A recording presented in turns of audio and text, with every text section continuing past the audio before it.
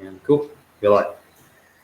Everybody, welcome to Junkyard Theory. And tonight's guest is somebody who's worked on massive movies like Aquaman, Netflix's upcoming movie Army of the Dead, Sucker Punch, quite a lot of TV shows such as Swamp Thing, Westworld, and he is also the CEO of Raptured Effects Studios, which specializes in. I'll let the man talk about it himself. Justin Raleigh, thank you so much for joining us. No problem. Good morning from my end here. So Fractured Effects is a special makeup effects studio. We specialize in hyperrealism to a certain degree, medical effects, prosthetic makeup, creature effects, animatronics. We do a lot of 3D printing and specialty props. We're an all-around specialty costume house as well. So we're a pretty diverse studio when it comes to the world of makeup effects, just because we kind of run the gambit of anything from specialty costumes to prosthetic makeups. That's amazing. Before we, I kind of want to dive a little bit into Fractured Effects as well, like how this came to be. But before that, I want to talk a little bit about how did you become a makeup and a special effects artist? What's your origin story? It's kind of an interesting story. I actually, as a kid, I was really into music, and I actually thought that music was going to be my first passion that I would follow. But I ended up getting sick early in high school with mono, and it put me down for like 2 months. And at the time, I was in a band that actually had a contract, and we were moving in a good direction. And because of my sickness, I ended up having to leave the band, and somebody replaced me. And in that transition, I kind of fell back on my other love, which I'd been playing around with since I was a kid, which was makeup effects. I loved horror movies, and I was a huge fan of all the Rick Baker movies and Rob Bottin movies like The Thing, Dick Smith, The Exorcist. I mean, I would say Exorcist and The Thing were probably two of the ones that just really stuck with me and made me want to try and do this. And I realized that it could be a career. So once I got into that, I had a girlfriend at the time. Her mother was a photographer, and she needed a makeup artist to help her with beauty makeup. So she suggested, why don't you learn how to do beauty makeup? I'll hire you. I'll teach you photography, and you can come work for me. So in high school, I started that, and I think it was around, I was like 16 when I started. And that just became my career. From I did a few years of doing print and fashion and beauty stuff. And then I eventually got an opportunity to get an internship at a shop. And through that internship, I started learning from the ground floor up, like how to become a mold maker, how to sculpt, how to cast things, how to paint, all of that. And that eventually led to me working for one of the schools that I wanted to. I grew up in a very poor family. We didn't have a lot of money, a lot of resources. So everything I did, I had to find a creative way to try and get my foot in the door, if you will. And I was able to, through a recommendation, get into one of the makeup schools that I wanted to go to as a kid as an assistant instructor. And through that program, it kind of really filled in a lot of the gaps within my knowledge as a makeup artist. And I think instructing really kind of helped push me a little further along as well. And from there, I ended up working for Stan Winston, ADI, Steve Johnson, a lot of the big studios at the time, before I ended up creating my own company in 2005, which was a different company. I co-founded Quantum Creation Effects in 2005, and then we separated in 2010, hence the name Fractured. A little irony there. I had fractured away to create my own company. So Fractured Effects was founded in 2010. And, the last 11 years, it's been a wonderful run. So that's amazing. Yeah. Normally, people who watch The Exorcist as a kid, either they get, traumatized, for life, or they decide, all right, I want to make horror movies. It's either one of the two, and you pick the latter. I think it did traumatize me a bit, though.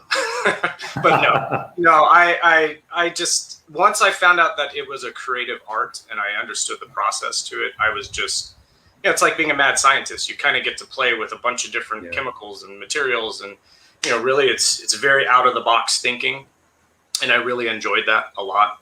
And that's one of the premier elements of our company. My company is to really push to think a little bit differently sometimes, really push technology and find other resources that aren't normally used within our industry. So how do you, start off with the makeup process for, let's say, not necessarily the basic makeup, but something like creature effects? How does that process start? Like, is it from the concept art, or do you guys like dive right into the screenplay? Where does that start? So there's always a conceptual design phase with anything that we do, no matter what it is. It'll either be 2D conceptual designs or 3D conceptual designs, or a combination of both. From there, once we have an approval with the studio and the director and the producing team, then we end up translating that into an actual physical item. And at that point, we need to get the actor in. We'll do a 3D scan of the actor. We'll do traditional life casting if necessary. And then we start the mold making process. And while we're waiting to get a form to actually be able to sculpt on that matches their body, we kind of finalize our designs. And then by the time the designs are finalized, we start the actual build at that point. Okay. Has there been any instance where you guys have kind of like strayed away from the conceptual art that's come up and thrown that out of the window, done your own thing? No, because we may have changes that will happen along the way, but those are creative changes that we all mutually agree on for whatever reason it is. I'm never someone that completely, it's a commercial art, and I have to explain that to a lot of people that get into this. Is I am being hired to create somebody else's vision. Obviously my personality, my impression of what the design should be is incorporated into that. But ultimately, I'm working for James Wan or Zack Snyder. It's their vision. So I want to make sure that what I'm giving to them it meets their expectations of what it is. So I would never go in and change anything without their approval and understanding. Gotcha. That's fair enough. Yeah. And talk to me a little bit about Army of the Dead. This is like pretty much a really amazing time to be a Zack Snyder fan, I guess. Yeah, I mean, I've worked with Zack since Watchmen, so it's almost 15 years, I think. Yeah. And he's just a fantastic director. He's a wonderful person. His whole team around him, his wife, everyone is just incredible people to work with. And I've really enjoyed my time over the years. So when Zack came back with this, this was actually a movie that we had bid on and done development on, conceptual design development on, maybe back in 2006, 7, something like that. It was that long ago. Yeah, it was shortly after Watchmen, before Sucker Punch. It was somewhere right in there. Zack was not going to direct it at the time. Somebody else was going to direct it, and Zack was going to produce it. Because at that time, he was already starting to get wrapped up with some much bigger Warner Brothers projects at that time. And at that time, I think Bruce Willis was going to be in it. I mean, it was a totally different movie, totally different approach. Very different than what we see now. And when this came back around, Zack told me, look, it's a different movie. We still have a lot of the same aspects, but we've converted it into a different approach. We've got Dave Bautista coming in. We still want this world of alphas and shamblers, but it's a different approach. It's more of a comedy now. It's less of a horror. It's a little more tongue in cheek. So he gave me the script. We read through it. I had a great time reading it. I thought it was really fun. And then our next step was to sit down and figure out, how do we approach our looks? How do we create these different characters? And with Zack, he wanted to pay homage to the past, obviously, like George Romero and, Walking Dead. And everyone has a look in their mind when they think of a zombie. So we kept that classic sensibility when it came to our shamblers, as they're called in the film. Like in The Walking Dead, it's the walkers, and it's the shamblers. Yeah. So the shamblers basically are just rotting corpses that are basically slowly becoming mummified. They're in the desert heat of Las Vegas. So we had to kind of take in the environment into consideration on what the color would be.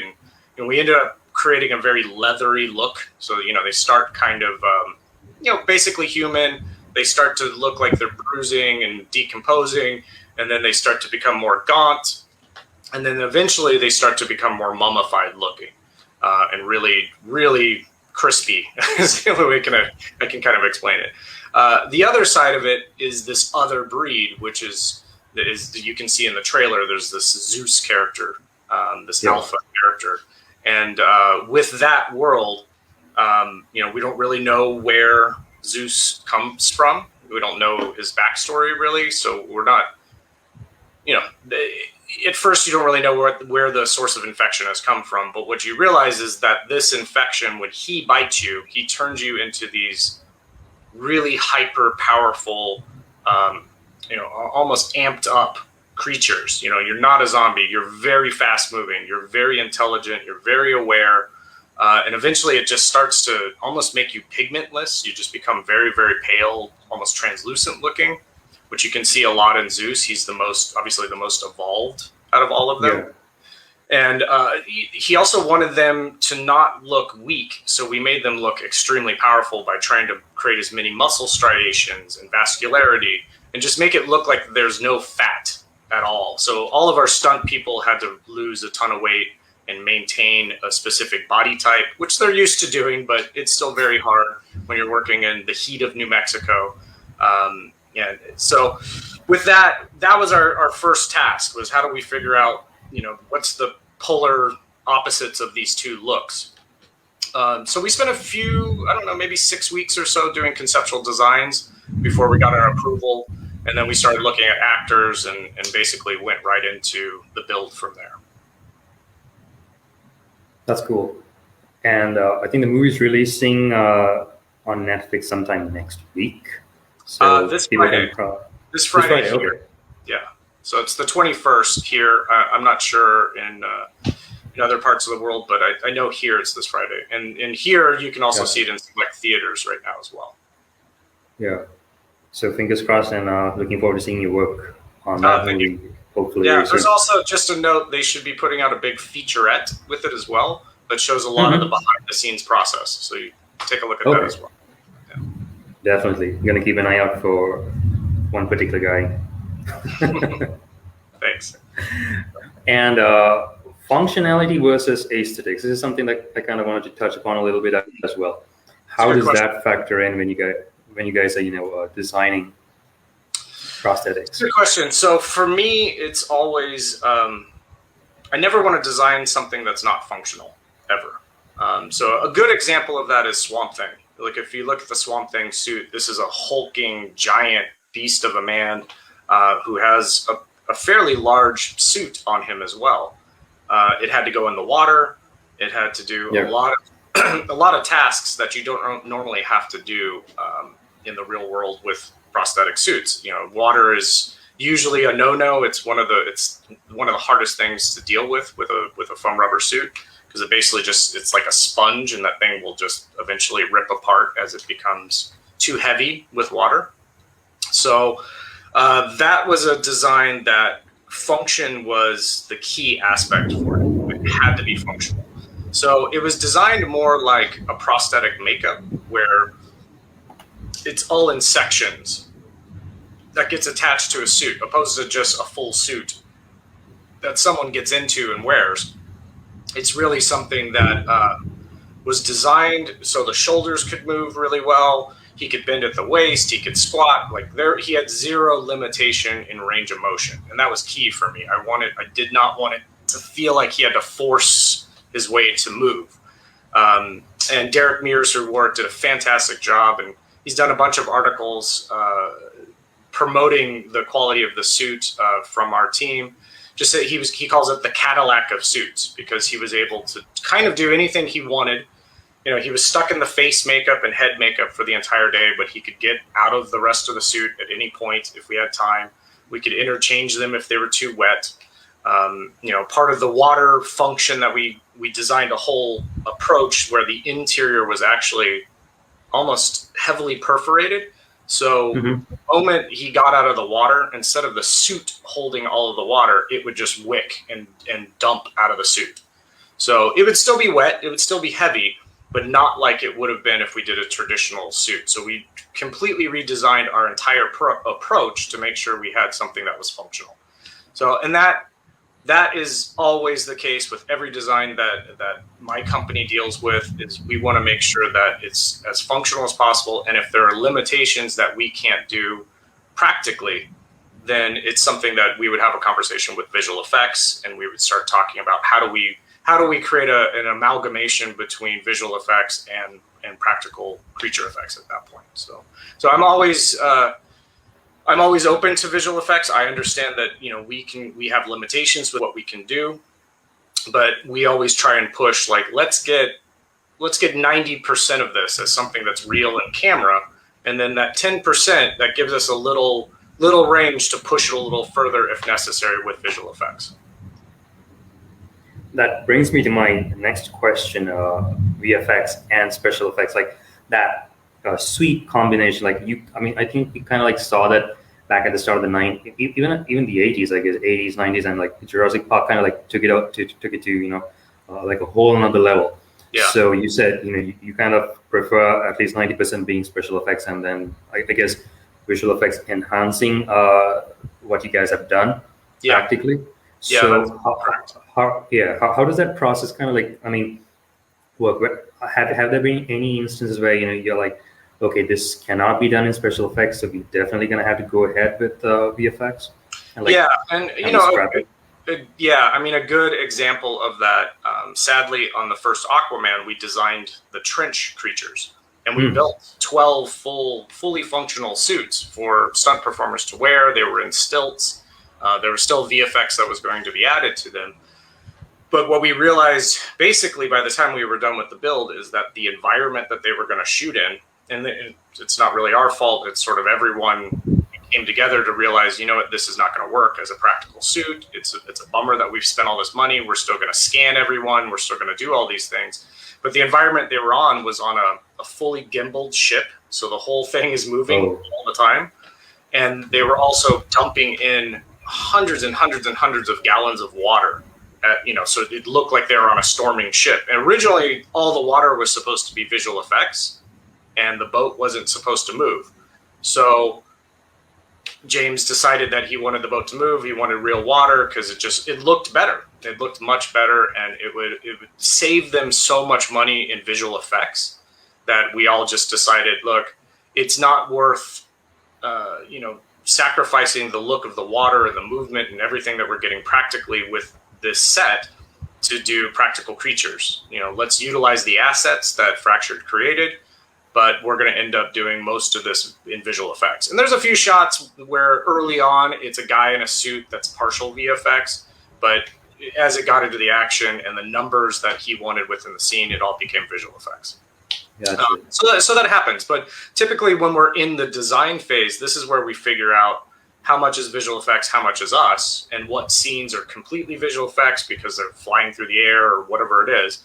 But usually that's part of my process, is just figuring out how much is going to be a visual effect. Let's get the VFX producer involved as well, and we'll come up with an approach that is the most economical for the production company at that point. What's the longest time that it's taken for you guys to put on a prosthetic on any actor? What's the record? I kind of have a rule that I never want to exceed 5 hours. So, okay. You always hear the horror stories of people that have been in the makeup chair for 7 or 8 hours to get their makeup done. I'm highly against that. It's not one. It's just abusive to everyone because the makeup artists are exhausted, the actors are exhausted, and I think it hampers the performance to a certain degree because there's just so much that they have to deal with before they can even get on set. So typically most of our makeups will fall into on the extreme end, the 4-hour range. That's on the extreme. Usually you're talking a couple hours, and even Swamp Thing, as an example, I think he started around 2.5 hours the first time that we did it. And then we got him down to an hour fully in the suit. So it just repetition. I mean, he shot 60 something days. So by the end of it, we had the repetition in place. So it just became systematic. So we could really go through it. We also pre-paint all of our prosthetics for the most part as well. So when they show up on set, it saves time with the makeup artist having to paint every single detail. So we really try and plan for efficiency as much as possible. We have to look at this. Yes, it's an art form. There's a technical process, but we also have to understand that this is a business, and the producers are looking at what's the best way they can save some money, and if there's any way that I can help soften that load a little bit, it's my job, it's my duty to try and come up with those tasks. Definitely. And how many iterations, like not iteration, how many variations or how many samples of the same product do you have on call, just in case like one breaks down or something? Well, you're talking about repeatability, like how many pieces you have on set. Exactly. So anytime we do a creature suit, usually 2 to 3 suits are made per performer. So if you have an actor and a stunt double, each of them would have 2 to 3 suits, depending on the length of the show. If it was a really long show, it might be 4 or 5. Just because you have to be able to rotate them in and out for disinfection, to sanitize them, to do repairs on them, to make sure that they are, they're filled with sweat at the end of the night. So you need to make sure that they've been completely cleaned, disinfected. You kill all the bacteria that could grow in them. They go on drying units and dehumidifiers, so the next morning they're bone dry the next day, so there's no way that bacteria can harbor within the suit itself. So you need to have at least a couple so you can try and cycle them, just to make sure that every day your actor is going into a pristine, clean suit that's been repaired. And then when it comes to the prosthetics, every single day it's a new prosthetic. So if they shoot 60 days, it's 60 prosthetic pieces plus backups. So it's not reusable. So the way it's glued down, whatever the seam is where it blends into the skin, when you go to remove that seam it's not repairable. So it gets destroyed in the removal process. So it doesn't, maybe big pieces like the cowl, something like that, you can kind of alcohol part of the face away, alcohol the cowl off, salvage the cowl because the edges don't matter necessarily on it. And then, but every face piece would be a brand new piece. We're doing American Crime Story right now, and we have Sarah Paulson in a Linda Tripp likeness makeup, and we have Clive Owen in a Bill Clinton look right now. And I think she is now on she's pushing day 80, I think, right now in prosthetics. Wow, probably close to 100 days. So for that, we probably will end up creating, 110 sets of prosthetics for her, something like that. Wow. It's a lot. That's a lot. Yeah. And I think you guys worked on American Horror Story at the same time, right? We did American Horror Story. We don't do American Horror Story now. So we did the only season that I was involved with was American Horror Story Freak Show. Freak Show, yeah. Yeah, Freak Show, I think season 4, I think is what that is.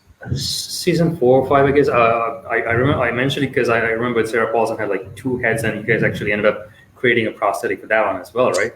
We did. So that was kind of our big task for that. So there was actually 2 different companies that worked on season 4. There was David Anderson's company, which is AFX, and then my company, Fractured. He handled a certain degree of characters, and then we handled a certain degree of characters because it was just too much to build for one shop in the time frame that they had. So we took on the 2 animatronic heads for Sarah Paulson, and depending on whatever was sort of the lead person within the scene, that was the dominant person in dialogue wise, she would play that, and then we would have the animatronic on the other side, and then she would shoot that dialogue, flip it, we'd put the other animatronic on, and then she would play the other character.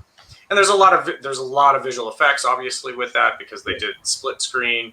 But a lot of the wide shots, a lot of the kind of shots over her, profile shots, we tried to use the animatronic as much as possible to save VFX shots. But usually, when she's facing camera front on, that's sort of a split screen VFX shot where they composite both sides of her performance together, and they use we also had a green head that would be there, so they had a way to sort of landmark where the head was supposed to be at all times. So that was a pure VFX hybrid. So, and it was known from the beginning that would be our approach. And even with the animatronic head, which had blinks and it had quite a bit of facial expression with it, we still knew that there's no way side by side they would ever look right. They would never match each other. Technology is just not there to match human anatomy to that point.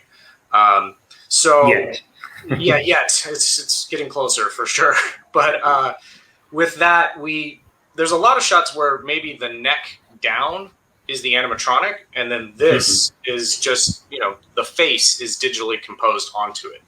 So a lot of the head itself is a real prosthetic head in animatronic, and then the face is VFX. That's fascinating. Yeah, that was a fun one. Yeah. No doubt. And speaking about animatronics, I think Stan Winston Studio is pretty much known for this. From even back in the day, like Jurassic Park, that's like the example that always comes to my mind. How does that, the process of designing an animatronic, how does that factor in? I mean, from an engineering standpoint, I guess. Yeah. It's a good question. And I was lucky enough to be around Stan Winston and see some very, very large dinosaurs being built and, be a part of that process. So coming up with that education, we all want to do those big giant dinosaurs, but sadly, it's just not cost effective anymore. And they're really cool. And when you get to do elements of them sometimes, but visual effects is kind of taken over that whole world because it's limitless in what they can do for the most part. So anymore, if we're doing animatronics, it's for smaller fake heads, or we did some walking elements that are in like big creature leg elements and tentacles that are in Independence Day. We did a lot of animals are still animatronic. We do a ton of animatronic elements on Sweet Tooth, which is also coming out on Netflix in June. I think it's June 4th. That's coming out. We did a bunch of animatronics, like the little kid Gus, the little deer kid. He has little animatronic ears. That's all practical. There's no visual effects with that. And then we did a bunch of babies that are all animatronic hybrid babies as well. So animatronics are still there, and we do quite a bit of it. I think we do, us and Legacy, and there's a couple other shops that still do a good amount of it. And maybe it's a bit of that Stan Winston background for me, trying to push for some of those things to still be there and not let it become a dying art. Another company is Spectral Motion. They're really well known for their animatronic effects. So there's a few shops that still do it, but for the most part, it's kind of a dying breed, sadly. We push to get it where we can, but a lot of times it's kind of that world falls into visual effects. But from an engineering standpoint, it's really about the engineer that you get involved to actually build the mechanical aspects to it. So it's a very different approach. You really have to think from the inside out when you're working with animatronics. Obviously the aesthetic has to stay sound, and you're not changing the look of things, because a lot of times the animatronics can become too big for the space that you have, and it distorts the look sometimes. So it's really going into consideration to make sure that there's enough room for the engineers to put all the servos and all the mechanical aspects into the head and not affect the rest of the face. So it's a big designing approach to figure out where do you put all of this stuff inside, a baby or whatever you're doing. It's like, how do you hide the mechanisms with it to make it as tetherless as possible, so there's not a bunch of cables and wires and things like that coming out of them. So different approach. It's still something I love, but over the years we've done less and less of it, it seems.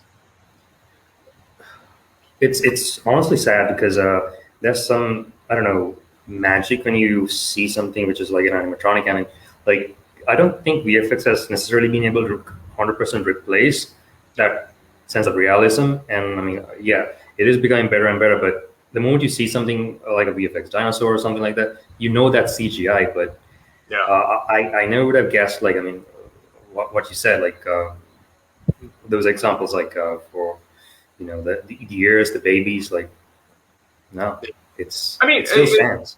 Yeah, oh yeah, and I think Legacy did a fantastic job on the Baby Yoda, and that Baby Yoda animatronic, which is primarily animatronics except for certain shots. It's a puppet, and they did a fantastic job with it. It's got some VFX augmentation to it, but overall, like I said before, 90+% of that is a real puppet that's there with puppeteers, and having that there in person in front of you with the actors, with the director, and it's something the director can actually direct in the scene itself.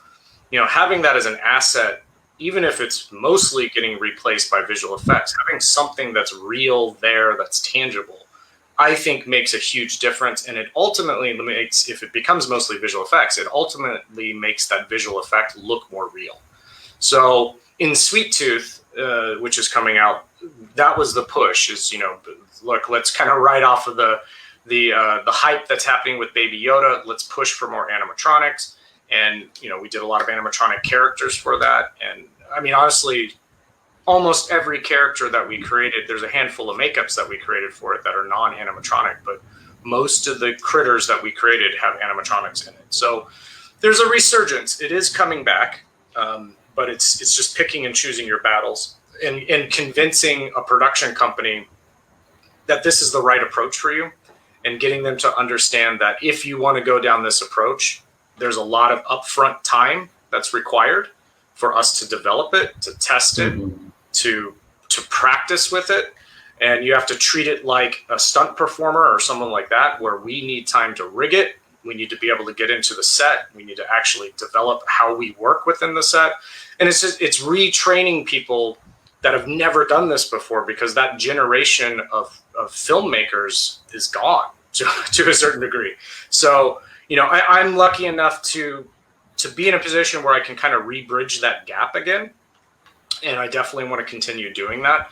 So for me, when I get in there, I want to make sure that what we can produce is really the best asset for them. It's really going to give them what they need.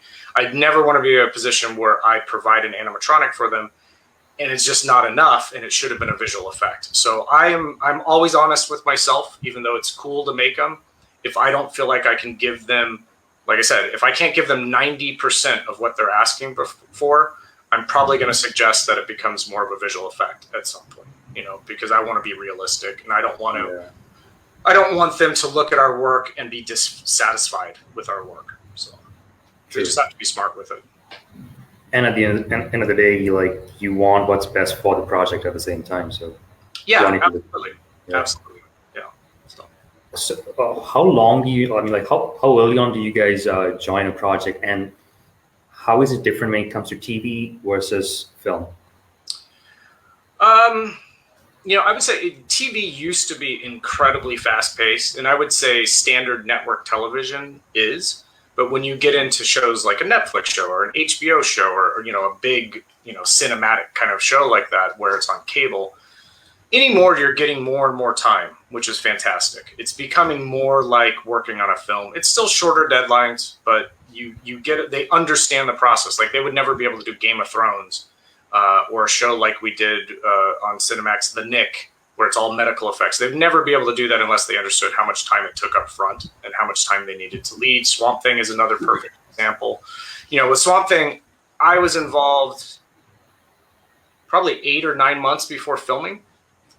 So we started designing early on. We had about a 6-month development phase where we went through testing. They really understood, if we are going to do this, we want to do this as guys in suits, in real prosthetics. We want to make this a traditional creature effects type show, but we want it to look good. We want it to look film quality. We don't want to rush it. We don't want to end up, with Buffy the Vampire Slayer or something.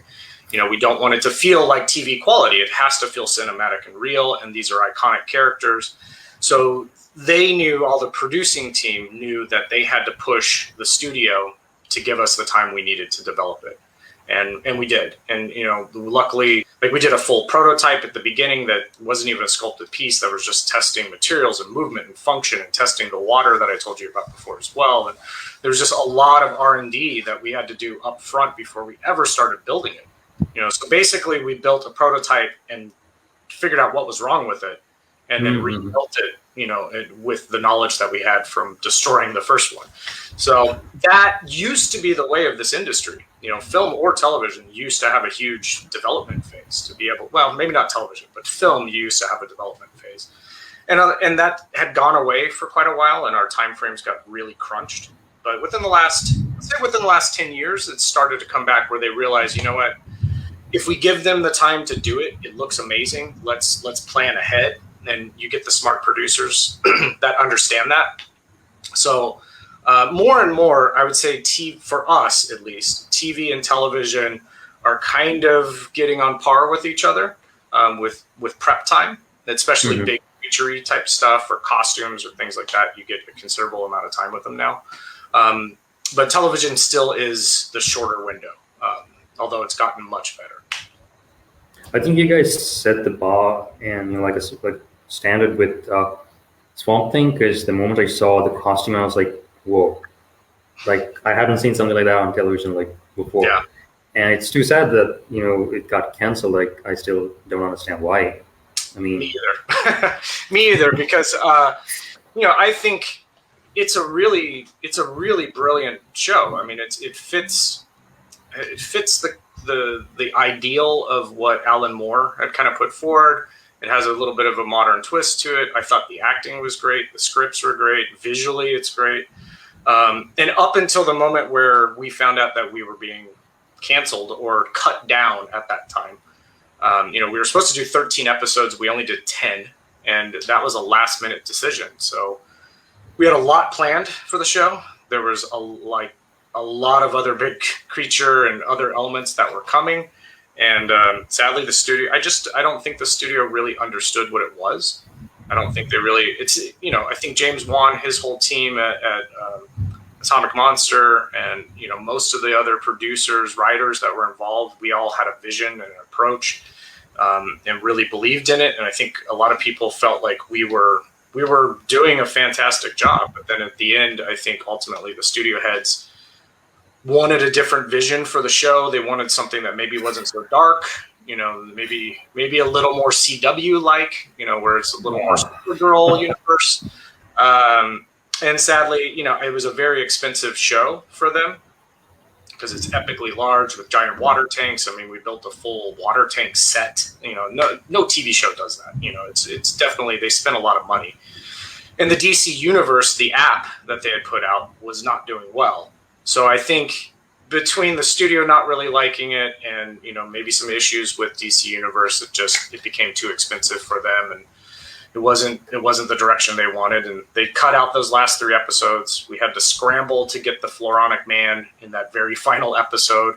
There was all kinds of transformations that were planned for him, and all these things just got scrapped, which is really sad. But at least we were able to get his suit on camera. We were able to kind of close on a high note, I think, for us. And, sadly, they just decided not to pick it back up again. I kept hoping HBO Max or somebody else would pick it up, but I don't think that's going to happen. I think that ship sailed now, which is too bad. Well, fingers crossed. I mean, the Snyder Cut did happen like 4 years later. So true. That's possible. Yeah. So maybe there is some hope. Or maybe, I think they are developing like a Justice League Dark kind of world. So maybe Swamp Thing makes an appearance in there, and we can get a chance to go back after this again. I hope that if they do another version of Swamp Thing in whatever form, I hope that they liked the quality of what we created and that they would come back to us again, even if it's a different look. I would hope that they come back to us.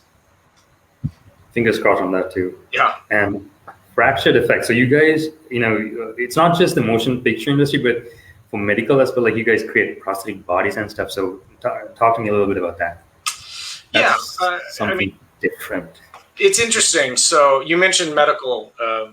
We also work with some surgeons as well. We work with the Boston Children's Hospital. So because of our work on Steven Soderbergh's The Nick, it was Clive Owen, Steven Soderbergh series, turn of the century of modern medicine. So this is early 1900s. It's like 1901 to, that kind of period. Yeah. They're still really experimenting with surgery.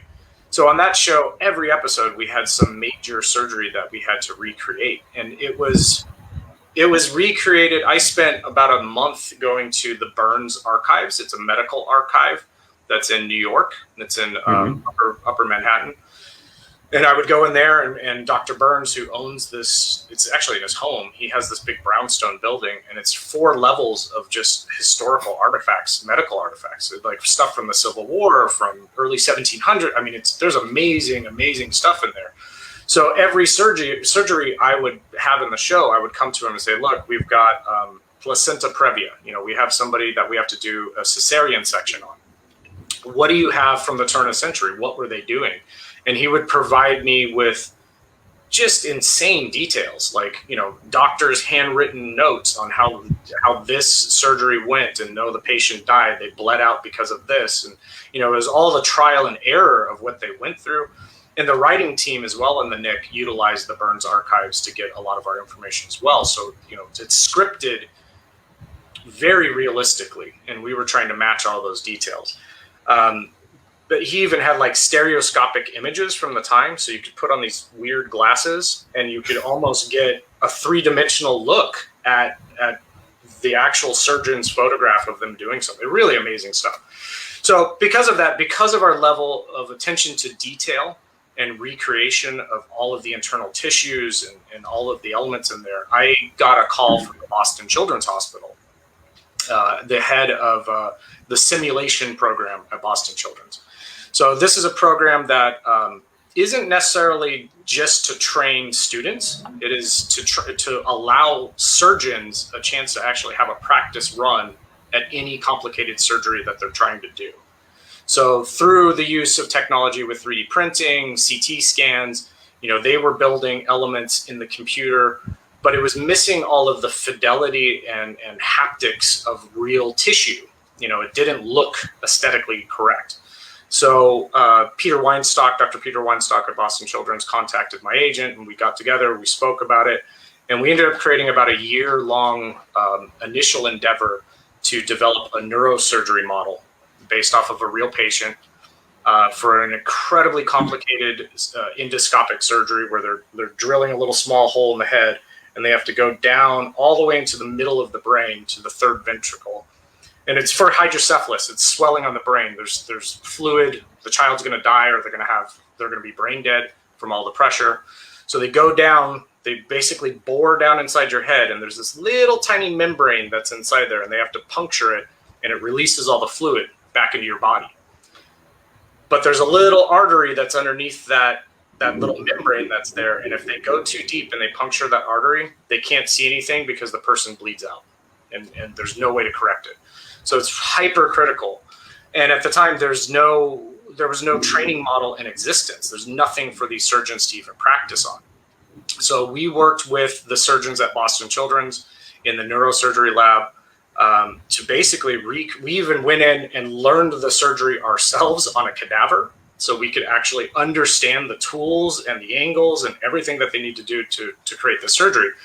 And through CT scans, actual scans of a real patient, we rebuilt the entire child's brain, the ventricles, the skull, and then we created a new face for it. Obviously, you know, patient identity has to be disguised. And created a fully functional training model of the brain that they could perform the surgery on and make it repeatable, so we could have resettable components inside of it. So we spent about a year with that, and then we also developed a heart-lung bypass unit where a child is born. This is newborn. The child has, you know, something in the diaphragm has been misplaced. It's now putting pressure on the heart and lungs. The child is going to die unless they kind of move organs around within the body. And what they need to do is they have to go through the IJ, they go through the arteries in the neck, and they run down a tube into the heart, and they basically take over the blood flow for the child on a machine. And so we created training models for that, so surgeons could practice that, and students could also learn this. And we're continuing to do these components with them. And for me, that, you know, taking something that, you know, it's kind of silly movie, TV, theatrics, you know, for entertainment, and being able to take what we do and our level of realism and convert that into something that a real surgeon can look at and feel engaged with and feel like they're working on a real human body. That was a huge challenge for us. It was something that I was really excited about. And I think we were very successful with what we created. And it helped us as artists as well to really understand the anatomy and how the body functions more. So it was really a very much a win-win situation with that. And because of that, we've been known, I said at the beginning, we've been known for hyperrealism. And a lot of that comes from medical effects, you know, doing recreations for medical shows like The Nick. Or, you know, we're doing stuff for the new CSI right now. It's always our goal that whatever we create, we're we're not faking it. We're trying to put all of the levels of detail and realism and recreate the anatomy the best we can, so it looks as real as possible and it feels as real as possible. I think that's what sets your work apart from pretty much whoever else is like doing it in the industry. Like everyone, yeah, they do research, but like you guys have pretty much gone into the next level. I would say, like even with human anatomy, like the way you speak, like even these medical terms, like I don't know about it, but you seem to know, you seem to know your shit properly, which is what I'm trying to say. I appreciate that. And look, there's a lot of other companies out there that do beautiful work. Like Vincent Van Dyke's company does really beautiful work out there aesthetically. I think for me, you mentioned sort of the terminology and things like that. I was always really into science and chemistry and really into, I actually kind of considered forensics or other things when I was younger as well. Mm-hmm. So getting into the medical side of it, I was very passionate about it. So I really spent the time to educate myself. It's like, if I'm going to do this, I really need to understand this. I'm not just going to fake it. I need to understand this as if I'm also a student of this surgeon. I need to understand the real function of it. So myself and my team, Bernie Eichels, who's my head, he's my art director at the company now. And to kind of take some weight off of me, and he's a brilliant genius of an artist. We both spent a considerable amount of time just learning the process and learning the anatomy and learning the terminology, so we could have a real dialogue with the surgeons and not just sound like laymen all the time, But also for me, like I said, I'm really into chemistry. So early on in my career, like when I was back at Stan Winston's, I was part of the early development of gel-filled silicone prosthetics, which is the most common prosthetic we use anymore. So now we just say silicone prosthetics. But that technology at the time, this is end of the 90s, early 2000s, when everyone was starting to develop this, you really had to understand chemistry. It was myself, Richie Alonso, there was Steve Newburn, there was a few people in that department, but we really spent a lot of time to educate ourselves on the actual chemistry of things and the science behind what we were doing, so we could really understand how to develop new materials and come up with a new approach. And I think sadly, that's kind of missing in my industry now. I feel like there's a younger breed that has come up, and there's a bit of a gap in the science behind what we do. And that's something that I'm really trying to instill in my crew, my team of people, is that if you really want to be good at this and you really want to understand this process, you have to have a worldview of this. Don't get hyper focused on one little thing. Even if you are, understand every single aspect of that one little thing. Understand all the chemicals, understand all the components, understand what you're really working with for your own safety and for the safety of others. And that's something in my company that we try to instill in everyone, is you have to be a bit of a scientist. The art is great, but you also have to be a scientist. So. Empty your cup and try to learn things from the beginning, I guess. Yeah. Brings me to the final topic I have for today, because you're a busy guy and we got to let you off the hook. Nope. You're a martial artist as well. So Talk to me a little bit about this particular aspect. It's very rare that you find someone who's doing prosthetics, makeup, and martial arts. And how has martial arts, if at all in any way, helped your film career? It's a really good question. We were talking about this a little earlier, and I've been a martial artist since I was a child. I think I was always interested in it because I was into ninja movies and Bruce Lee movies and all that kind of stuff. Being a kid of the early 80s, so I wanted to get into martial arts, and I kept trying it, but I think my family also wanted it for the discipline behind it, to give me a sense of structure. And, like I said, I grew up in a very poor family, so we didn't have a lot of opportunity when it came to things like that. And I was lucky enough to have some teachers at schools kind of take me on just because of my level of dedication to it, even though my family couldn't really afford it. So I was kind of invited in on a very discounted rate as a kid, if you will, which was wonderful. And I think that discipline and that structure, also I think the fact that I was given an opportunity in that way where we couldn't really afford it, it forced me to really dedicate myself to it, to make it worthwhile for the teachers as well. And that's something I learned at a very young age, is if you're going to take on anything, like I also play music, I have a lot of other hobbies. I'm kind of I don't know, I get not necessarily bored. have a very diverse mix of things that I love in my life and have. But anything I do, I'm a bit of a perfectionist, and I think I got that early on from martial arts, and just pushing myself to always try and do the best that you can, and push to improve, and not be afraid to fail, and learn from your failures, that there's growth from your failures. And I think you learn that in martial arts because it's a journey. It's not a quick process. It takes many years to develop these techniques and train your body to be able to do it. And there's a lot of failure, and you have to just kind of keep getting back up again and learn from your mistakes and just get better and better and better. And that mentality, that discipline, if you will, has carried through my entire life. Like, I couldn't imagine my life without martial arts in it, because it's really developed the person that I am. It's helped me survive a lot of things in my life in difficult times. And it's given me a sense of peace as well, I think. You get a bit of that Zen factor, because through martial arts, there is so much adversity sometimes, and you have to find a way to calm yourself to be able to get through it. All of those things apply to what I do. And, it's something I fall back on all the time. Justin Raleigh, thank you so much for joining this session. Justin's a busy man, so we kind of got to let him go off the hook. But hopefully some other day we'll get you back on for a second session, because I got so many questions, so much more. But that's for another time. No problem. Look, I'm happy to do this, and I hope that this helps, inspire or give some direction to some new up-and-comers in the industry. And, my ending note would be just, never give up on this, and don't be afraid of failure, which I just said. Through failure, through adversity comes strength, and it comes knowledge, and it's just going to make you stronger and better. So just keep at it, just keep digging in, and just push yourself to do the best work that you can. And also in that process, try and share that knowledge with other people, which I'm happy to do. And I'm happy to be here today to be able to do that. And happy to come back again if there's another opportunity. Thank you so much for your time, good sir. And we will be inviting you once more. Okay. That's a given. No problem. You got it. That's Awesome.